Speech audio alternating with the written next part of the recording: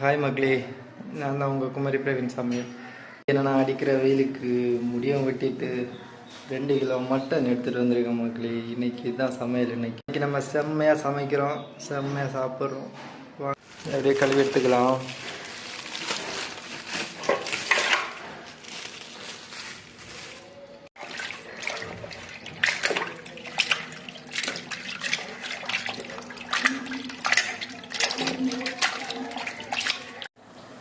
உள்ளி, தக்காளி, இஞ்சி, பச்சை மிளகா சேர்த்து அரைச்சிருக்கேன்.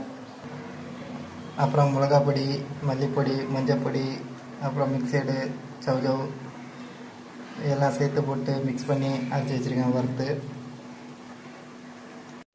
இறைச்சி வந்துடுச்சு.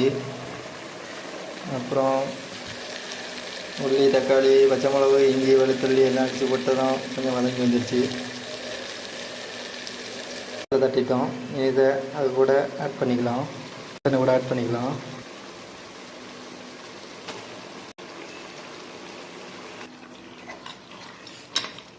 ஓகே, எல்லாம் மிக்ஸ் பண்ணி விட்டுட்டோம். ஒரு 10 நிமிஷம் இருக்கட்டும்.